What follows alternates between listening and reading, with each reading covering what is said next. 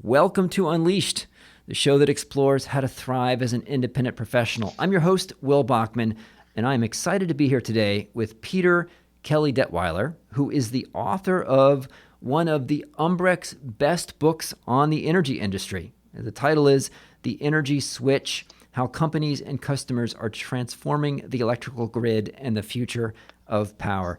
He's also a former exec in the industry, and he is a consultant. Tell us all about it. Peter, welcome to the show. Thank you. It's a real pleasure to be here, Will. Peter, maybe you could start with sort of just a 1-minute sketch of your background, and then we can start diving into the book a little bit, but just kind of give listeners a sense of what you've been doing, over the course of your career. Sure. I've been in power markets, in the power grid in some way, shape, or form for 30 years. And for a number of years, I was involved in retail power, which many of you are involved in that game, or your companies are, where you're buying electricity from a third party rather than from the utility. And so I was involved in operations there, making sure that data flowed and bills got out and that sort of thing.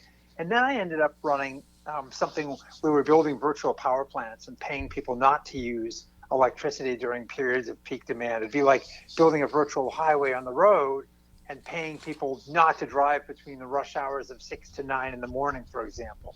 And then after that, I left Constellation, which was the largest retail energy company in the country, and ultimately set off on my own into that daunting world of consulting, which is where I live right now. Great. Let's get into your book. So, The Energy Switch, tell us about the status of the energy grid. It's something that maybe we don't really think about that much day to day. You think about the kind of generation, people can see plans, but we don't so much think about the energy grid. How are the demands on it changing with renewable sources of power and solar and local storage and so forth? How is it changing? What should we be concerned about? What has to happen with the energy grid? Yeah, that's a great question, and one that I actually have a 7.5-hour class on, but we can condense that. First of all, it is, according to many engineers, the most complex machine that humanity's ever built. If you think about it, it's all connected with these multiple parts, and it delivers electricity from a power plant or a solar panel or battery to you almost instantaneously at nearly the speed of light. And it's the only commodity we buy that is simultaneously produced and consumed with relatively little storage in that whole ecosystem. It's also, because of a global effort to decarbonize our energy economy, it's part of the largest transformation economically that humanity's ever consciously tried to attempt. I mean, we sort of got into the Industrial Revolution in an ad hoc fashion, but this we're trying to engineer from a governmental level and a corporate level and so on. And the electricity piece of it, actually, the grid's going to get even bigger, because we're going to start pushing hydrocarbons out of transportation, which we're already doing today with electric vehicles. We're going to start pushing hydrocarbons out of industry as well in the form of hydrogen produced from electricity in these so-called hard-to-abate sectors. So the grid's going to get bigger over time, even as it gets increasingly complex because of all the rooftop solar arrays and batteries in people's garages, and now electric vehicles that can actually plug in and deliver energy back to the grid. In some instances already, cars are becoming storage devices and miniature power plants. So we're just embarking on this period where the end-use consumer is no longer this passive participant, but now becomes a very involved actor in this increasingly complex ecosystem, which will involve so much data, Will. It could be the largest data play we've seen so far. Yeah. So let's just level set for listeners that are not like experts of the grid. And I only have the passing knowledge, but let me kind of just share at least my kind of very basic understanding. So historically, there were, generation stations, and in some cases it would be vertically integrated. So one company owns all this, like generation stations that are probably burning some kind of hydrocarbon or nuclear power, right? Producing electricity, and some of them have characteristics so they would just stay at 100% and keep going for 18 months until they need to refuel, like a nuclear power plant. Some you could maybe ramp up with sort of a notice of hours, and some with minutes. Natural gas, coal, right? And then there's the long distance transmission lines And then there's a third business, which is that local distribution, what we think of as our utility, right? So the local getting that power from the long distance transmission line, stepping it down in voltage, getting it to the local neighborhood, right? Running all the wires and the meter and stuff. And then that was running just fine for a long time. There was people who could plan at the system operation level and could kind of plan out, all right, we're expecting some power usage to go up. It's going to be a hot, sunny day, so tell a certain power plant to come online. But then over the past decade or two with renewable energy sources, it's really messing with that system, because if someone has solar on their roof and the cloud passes over, then all of a sudden that drops off, but people still want to use electricity. So it's becoming much more challenging, is my understanding. Talk to us about some of the challenges that the system is facing now, given the renewable power and some of the other things that are happening. Yeah, I think you've adequately characterized it as the high level. And there's one more bifurcation there, which you still have a lot of utilities that own their generation and their wires and poles. But more than half the country lives in competitive power markets where third-party companies now own all the generation and sell into these really complex markets where there are prices every 5 minutes and very, very volatile, where, if it was gasoline, let's say average price is $3 a gallon, there could be days when the price of gasoline 3 hours from right now could be over $1,000 a gallon. That's how volatile power markets are. And so you do now have the situation where we're retiring a lot of the coal plants that we used to be able to use to follow demand almost instantaneously.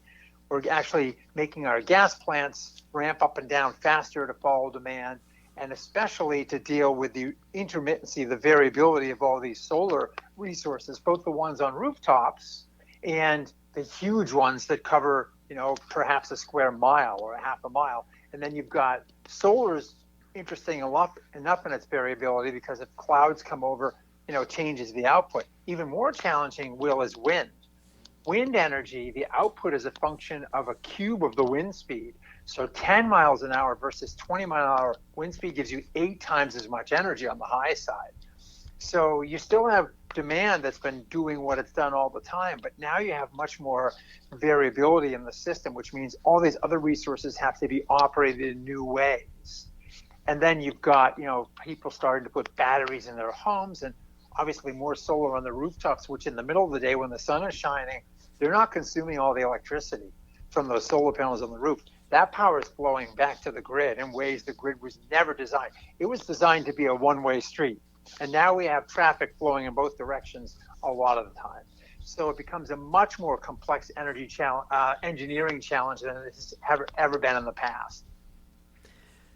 So are there kind of 3 or 4 or 5 or 6 major categories of challenges that you've bucketed all these things into? It sounds like one of them is just the mismatch of timing of supply and demand of power. Another one is kind of having bidirectional flow, perhaps. But are there like sort of 4 or 5 things, if you're talking to a policymaker and you need to keep it simple for them, of how to communicate what the different major buckets of challenges are? Yeah, so the first one is you have to keep on decarbonizing because the grid's under increasing stress just because of climate change. For example, 2 years ago, that heat wave we had in the Pacific Northwest, where temps got to 115 degrees, that stressed out transformers, and the power system didn't work very well in certain areas. So you got to keep on focusing on cleaning up and getting carbon out of the economy. So that's sort of step one. Then step two is, as we start to retire more and more of these assets like coal that have been around forever and replace them with these renewables, adding enough storage or flexible power plants that can step in when the wind and the solar aren't there for what is called resource adequacy. It simply means keeping the lights on. That is now job one for grid planners at the high level in that sort of bulk power wholesale market system. And then down at the distribution level, the real challenge there right now is, because there are so many actors in that space, the Teslas with the batteries in the garages and the SunPowers and the Ford F-150 that can now feed your home and that sort of thing, the number of actors living down at the local circuit level, where you and I have our homes, that's getting very, very challenging to manage on a completely different level. And partly because the federal government said to the grid operators 2 years ago, you have to compensate people who aggregate all these devices down in the distribution markets as if they were wholesale market players. So it just, the level of layer on layer of complexity is really, really challenging. And then, of course, sitting on top of this whole thing, physical and cybersecurity. You might have seen last week, whoever it was, unknown assailant shot up 2 transformers in North Carolina, putting 40,000 people out of power for up to 5 days. Well, little known to most people, there were 6 attacks in the Pacific Northwest the 2 weeks prior in Oregon and Washington State. So both cybersecurity and physical security of the power grid are also critical things we can never forget to keep our, we have to keep our eye on that ball as well.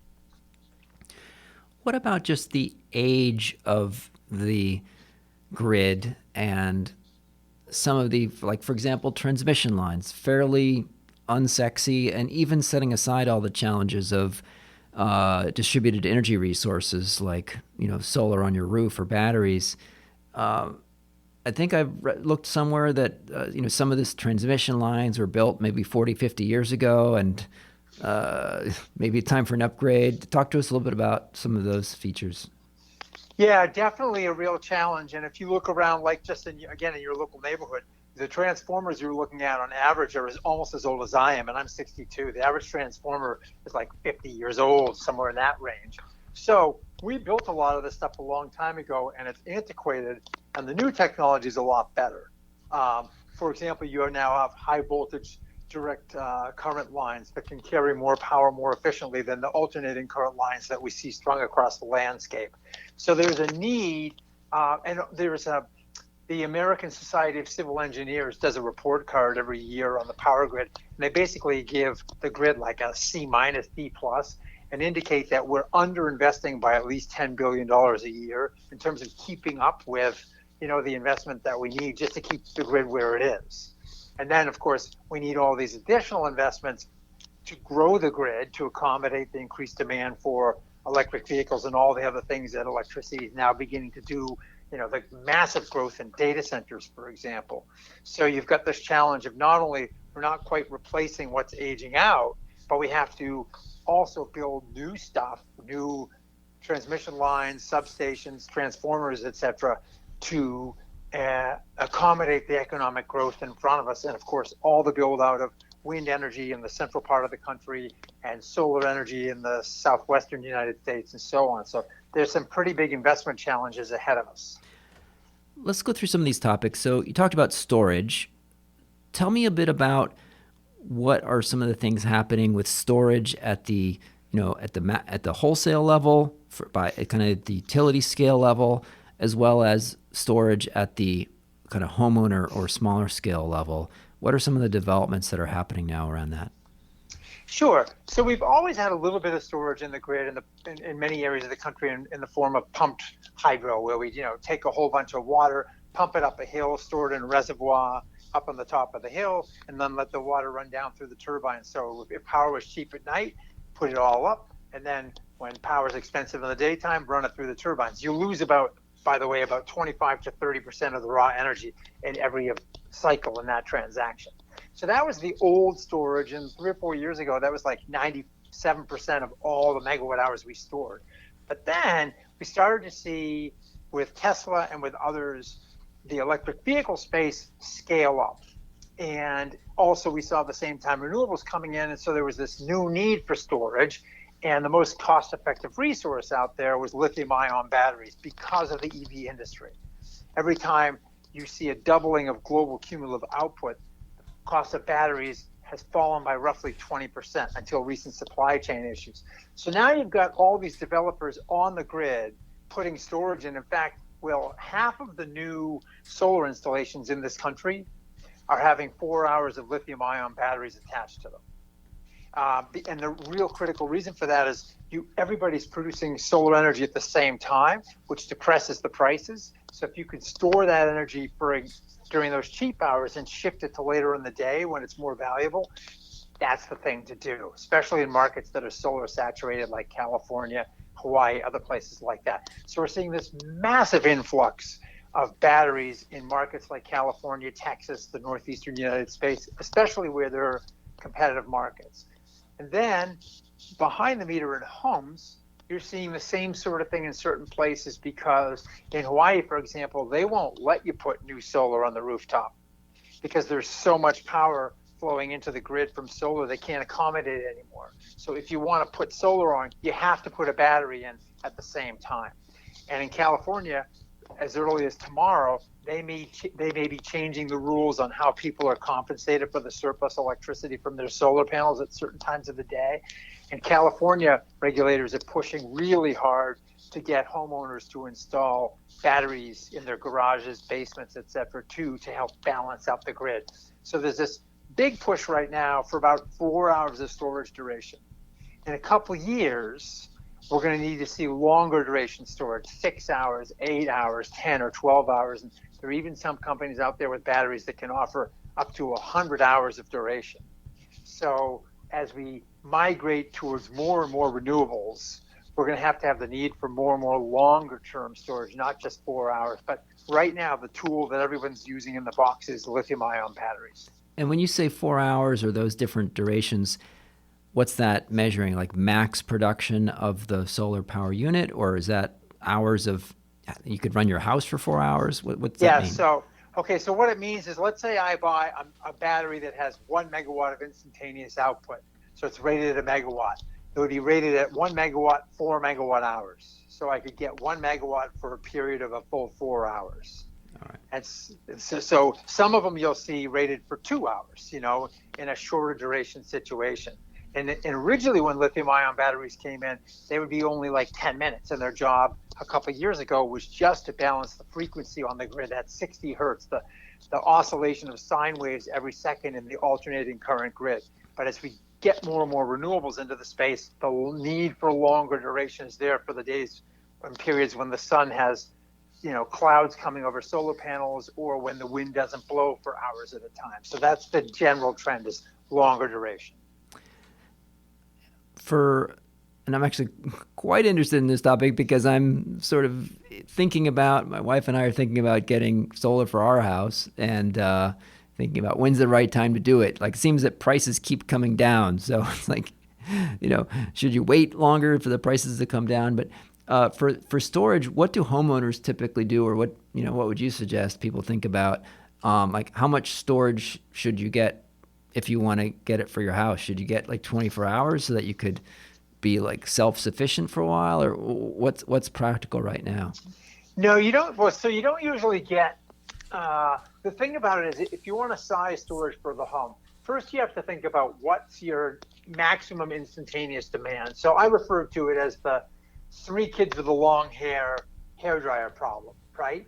So if you put in batteries, let's say you wanted to go off the grid and have 24 hours of storage all the time, you'd have to figure out what's the maximum demand at any given time. So you couldn't have all 3 kids using 800-watt hair dryers, plus have your fridge running and your TV on or whatever. It's kind of like living on a cabin off-site. So what you really think about in terms of the duration of storage you want is, what am I trying to accomplish? Do I want storage for a 5-day power outage? No, it's cheaper to get a gas-fired Generac or coal generator or a gasoline-fired generator. But if you're in a place like California or someplace where you have solar on the rooftop and you want to optimize the economics of the solar, plus still have a little bit of backup power in the case there is, a 4 or 5 hour outage, that might be the way to go. And typically what you're finding is all these companies that used to be solar only companies 3 or 4 years ago are now solar plus battery companies, because they're trying to optimize the economics of the whole package that they deliver to you. And one other note, so you get your typical battery for your garage, and it's probably 12 kilowatt hours. That means it could deliver 12 kilowatts for 1 hour, or 6 kilowatts for 2 hours, that sort of thing. If you take a look at that Ford F-150 Lightning, the pickup trucks that they're engineered to feed your house in the event of power outage. The little one has 98 kilowatt hours, gives you about 210 miles of driving range, 98 kilowatt hours. So it's like 6 times, 7 times larger than the typical battery that you're paying $20,000 for to have installed in your home. So many people are saying, I don't know if I'm going to bother putting a battery in my garage. I might just have, for backup power, I might just have the vehicle do that, because the average home uses about 30 kilowatt hours per day. So that F-150, the little one, could give you 3.5 days worth, assuming all your circuits, if you isolated just your critical circuits, you get even longer. And the big Ford F-150 is 131 kWh, so that could kilowatt hours. That could give you like 4.5 days. So right now, people are really recalibrating, with these electric vehicles coming out and so on, what am I going to do? And many of the vendors, the solutions providers, are now saying, we'll give you a package with solar on the rooftop and a certain amount of battery storage in your garage, and then integrate the electric vehicle into that and build a whole home ecosystem around this thing. So my counsel to a lot of people is wait, because the technology is getting better, but even more importantly, the business models are getting more refined and the financing is getting better, leasing and those sorts of things. It's still a very nascent ecosystem and solutions being developed. And in a few years, all of it's going to get better. And one other thing is, we're kind of in the world of the iPhone 5 or iPhone 7 right now in terms of the technology in electric vehicles and storage and so on. And just like you wouldn't want to plunk down a whole bunch of money on an iPhone 5 and keep it forever, I'm counseling a lot of people, if you're going to buy electric vehicles, for example, lease it, because the tech gets so much better.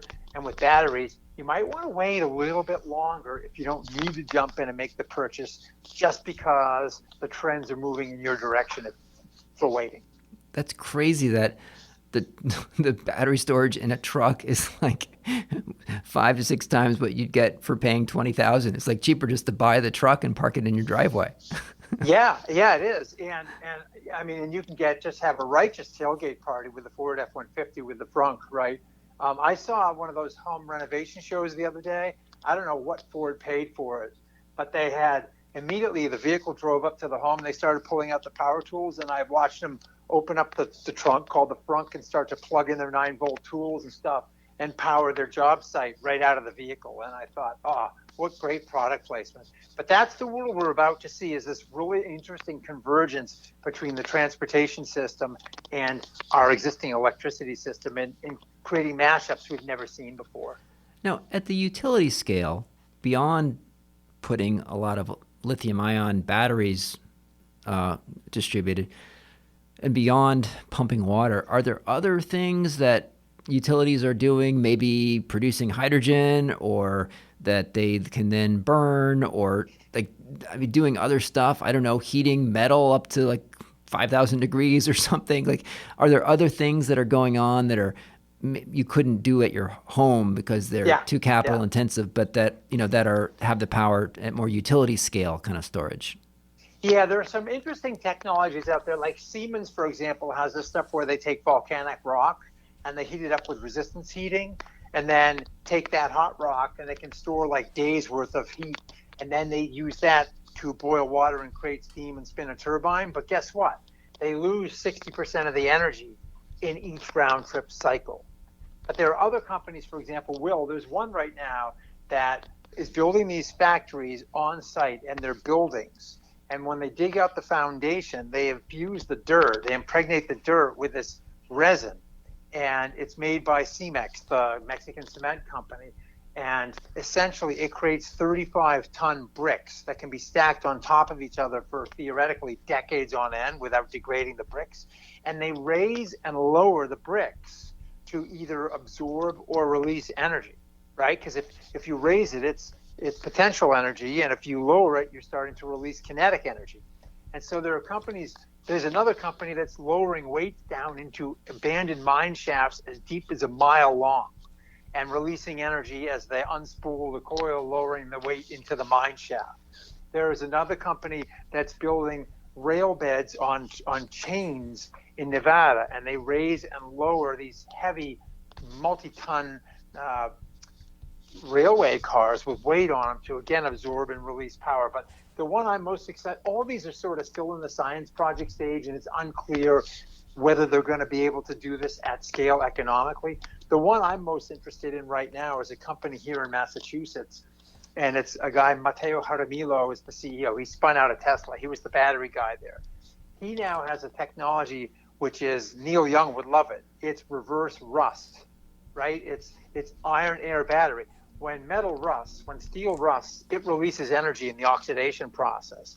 And then you can de-rust it using electricity to do that.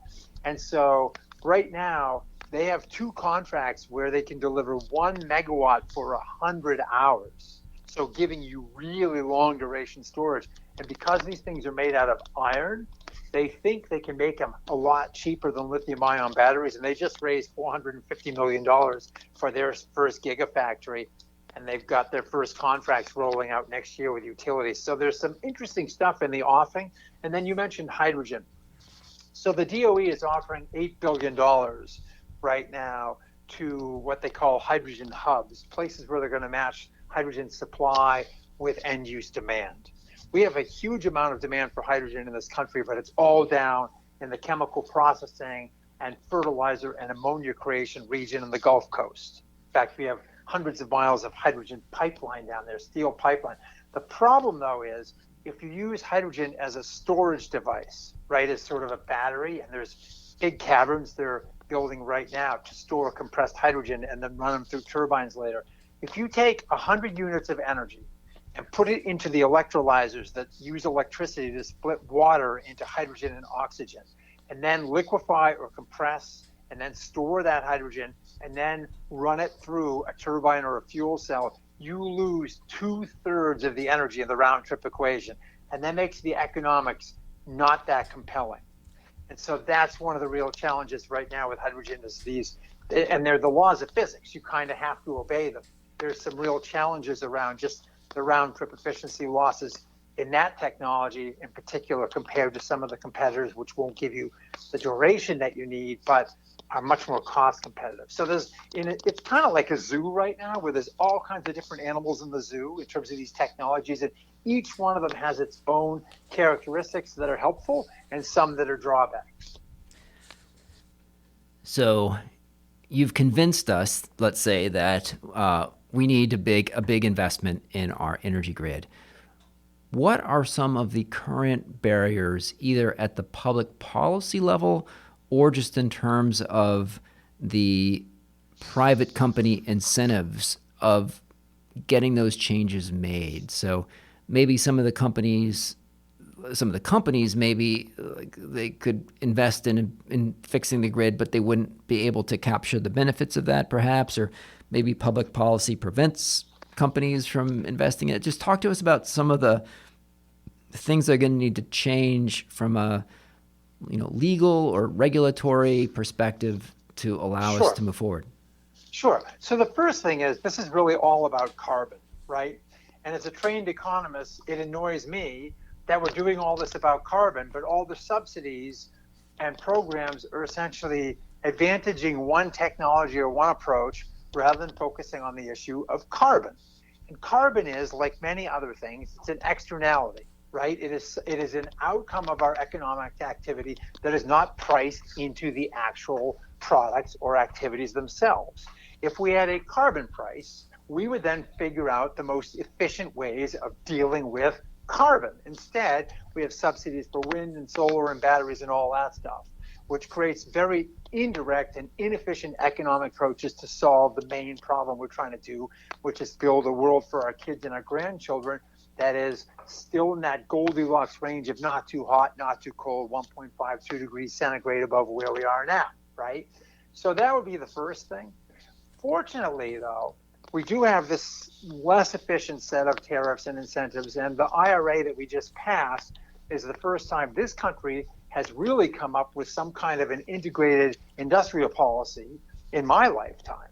And it has some interesting components as well. Companies, though, the main thing, is being in the financial space. All of us are in some way, shape, or form. The one thing investors need to see more than anything else is certainty, right? What they hate is when they make a series of investment decisions based upon policies or subsidies or what they think is a fixed landscape, and then someone pulls the rug out from under them, changes the subsidy environment, the regulatory environment, or whatever. So what you really need to start with is building the rules of the sandbox in a way that are relatively straightforward and that investors can count on. And once that's established, then money tends to gravitate like water flowing downhill. And one thing we have seen in the last few years is tens of billions of dollars. And ultimately, some estimates are that to decarbonize the global economy, we're looking at $100+ trillion investment between now and 2050. So then it really comes down to how do governments and policymakers create the most effective and transparent framework so that that money is efficiently deployed, that capital, and as little of it as possible is wasted so the opportunity costs aren't just enormous. That's big picture where we have to go with all this stuff. Because if you set the rules of the sandbox or the zoo right, the animals will come and play. They'll do what they're meant to do. Companies are not immoral, they're amoral. They chase profit. And so setting up those structures in a way that they efficiently deploy capital to achieve the outcomes that policymakers want is still probably the best way to do this. But a carbon tax would certainly help. You talked about data earlier. Yeah. Let's get into that a bit. So what are some opportunities and what do you see happening with data on the grid over the next years and decade or two in terms of how that's going to be change things? Sure. So why will it be so big? Okay, so today your central power grid has a supervisory control and data acquisition system, a SCADA system that is an industrial operation system, operating technology system that essentially in a grid operates maybe 200 devices. Your power plants, your massive transformers. It wasn't a very, very big universe that you had to monitor. Now you start to bring in all these batteries on the grid edge, down in the lower voltage distribution system where the distribution utilities live, and you have all these bidirectional flows. And you might have in a utility the size of, say, Pacific Gas and Electric, there are 5 million meters, end-use customers. Well, they each might have a smart water heater that takes a signal and doesn't heat water during periods of high demand. They probably will have an electric vehicle. They may well have solar on the roof. They could well have a programmable AC switch on them. And there could be, a battery electric vehicle, right? So they were thinking that of these 5 million meters, on average, there could be 4 devices in every home that are addressable in some way, shape, or form to interact with the grid. So 20 million devices in one utility. Now take those devices and recognize you have to constantly monitor what they're doing.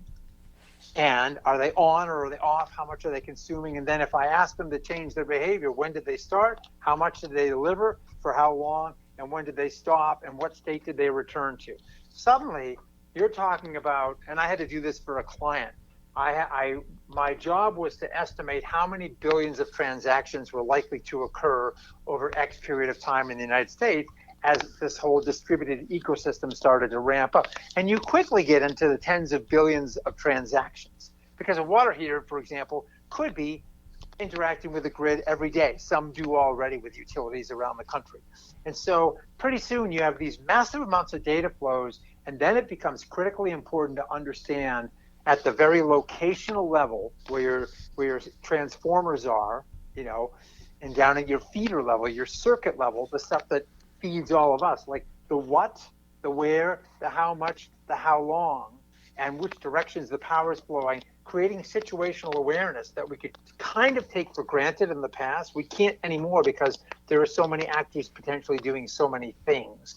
So creating situational awareness for the multiple actors in that space is now really job one from an IT perspective. So you see a lot of utilities now mapping out for the next 20 years the types of investments they have to make in what is now going to be a cyber physical landscape in ways that it never was before. That's why it becomes such a huge data play. And I think you referred earlier to kind of virtual power plants where you could do the effect of generating more power by, in a coordinated way, getting a bunch of people to turn off their air conditioning or turn off their water heater. Yep, or their factory. We had a big, when I worked at Constellation, we had a 20 megawatt a rock crusher that was making concrete. And we would bid that into the system every single day for something called spinning reserve, which is, can you get a power plant to ramp up within 10 minutes or ramp down within 10 minutes to follow demand? In this case, we could only go in one direction, which is shutting stuff off, right? And so we would bid in and we'd get paid every day, whether or not the grid operator called on us or not. And so essentially, when I was a kid, there was a movie called Don't Raise the Bridge, Lower the River. And essentially what you have to do here is, now that we can focus on the demand side, we can either raise the bridge by adding more supply, or we can lower the river by focusing on demand. And the real answer is we're going to do both in the ways that are most efficient as we possibly can.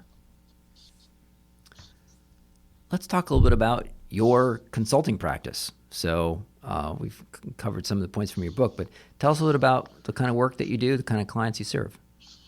Sure. So when I left Constellation, I didn't know what kind of consultant I was going to be, or even did I want to do it.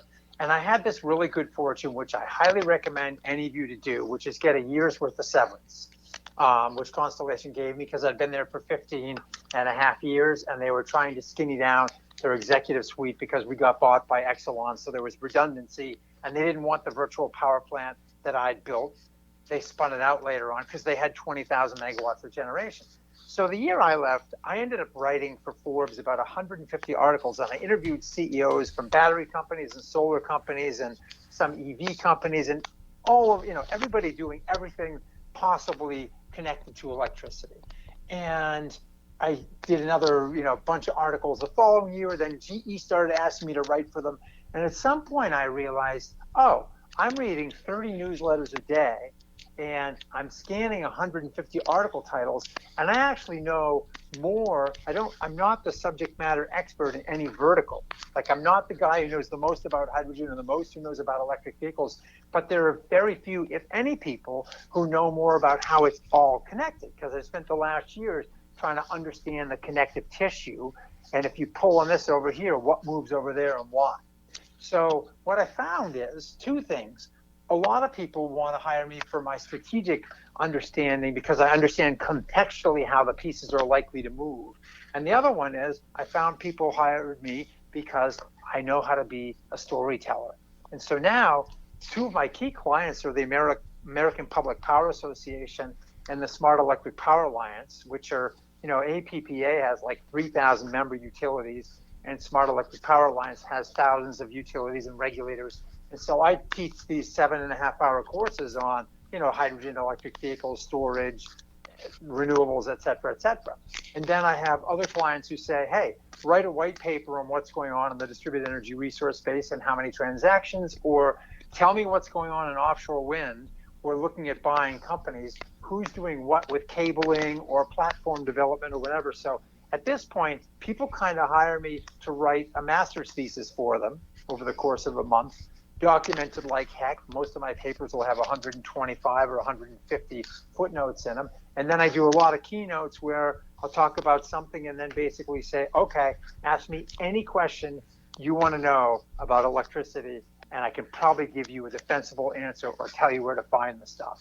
Because I read 3 hours a day and I have all these newsletters that I track. So I'm kind of like a gossip monger around technology and business models and regulatory conversations in the power space. And people, fortunately, will pay me for that. That's awesome. What other sorts of kind of consulting projects do you see happening that, either utilities or other players in the space are engaging consultants for, in the energy industry? Oh gosh, there's a lot of them. I mean, in the IT space, just the grid architecture, trying to figure out how this data is going to flow and the latency, the speed with which data has to move around, and how do we architect how this data is aggregated at what level so that we don't blow out the minds of the operators. We give them enough data, but not too much so we overload them. And then there's all kinds of work trying to figure out, for example, if we're going to electrify our highways and bring medium to heavy duty trucks in, how big do we have to make the charging infrastructure? And how are we going to integrate that with the grid? And I mean, if you think about it, we're reinventing the entire power grid over the next couple decades. And since electricity touches humanity in every single way, shape, or form, there are plenty of opportunities, sociological studies, like behavioral stuff, how are people going to do this, financing, what's the best way to bring money to this space. So, and then obviously, the folks who are in the power space, but there's plenty of room for everybody from the McKinseys and the Accentures doing high level work to smaller boutique firms trying to figure out for specific utilities or corporate actors how they slot into the space, where to deploy capital, where society likely to move, and where should one anticipate that and start to be ready. So there's a lot of strategic work to be doing as well with various companies, who either buy electricity or who are somehow otherwise engaged in the game. I'll give you one good example as well. I get hired by a quick serve restaurant chain with 2,200 facilities to figure out where power markets were going to be most volatile for them, and also where they were most likely to see their supply interrupted by weather events. So it was a risk management game. A lot of work in that area as well. And you don't necessarily have to be a power expert to understand a lot of this. You just have to bring in a consistent intellectual framework with the right questions in order to provide answers that the clients need. You mentioned that you wrote a whole series of articles for Forbes. Where can people find your writing now? The funny thing is, so back in the day when I wrote for Forbes, I was paid on a per click basis. And unless I could find a way to weave Kim Kardashian into the article, I'd never get more than 3,000 or 4,000 views, but they were people who mattered. But what I found was it was it was a really fun way to make $5 to $10 an hour, but it wasn't lucrative. I mean, I don't think I ever made more than $10 an hour, because you interview a CEO, you craft the story, you put 4 hours of time in it, you might get $25, for clicks. Well, now people pay me ridiculous amounts of money to write for them, So now I don't write anywhere except pretty much ghost writing, because it's way more lucrative than writing for Forbes. And where my sort of research product is now is I do a weekly video every week where I, as I mentioned before, I scour all these articles. I tweet out every day the 2 or 4 that I think matter. And at the end of the week, I gather up and check all those out, and I get the 5 to 10 that I think are most valuable. And I put a 5-minute video together, which I'm almost done with today for this week. And then I put that out on LinkedIn. I have a YouTube channel and a couple other organs that pick it up and distribute it, just because I give it to them for free and they give it to their members and so on. So what I've figured out is that that's the most effective way for me to communicate right now, is via these really quick 5-minute videos that are super condensed. That's amazing. So for listeners that want to follow up and find out more about you and watch some of your content, where would you point them online? What's the best place to go? Yeah, find me on LinkedIn. There's only one Peter Kelly-Detwiler in the world. Once I married my wife, she was the Kelly, I was the Detwiler. It was a merger, not an acquisition. There's only one of me. So from a brand identity thing, I can't commit crimes, but it's easy to find me on LinkedIn, and then just shoot me a quick thing and say, hey, can I get your newsletter? And then I'll sign you up for it. Fantastic. Peter, this has been fantastic discussion. Really interesting to hear about all these developments and how you built your practice from a big string of content creation. I imagine you built, a ton of relationships as you were doing all those articles and then converted it into more paid projects. We will definitely include those links in the show notes. It's been great having you on the show. Oh, thank you for the opportunity. I've really enjoyed the conversation.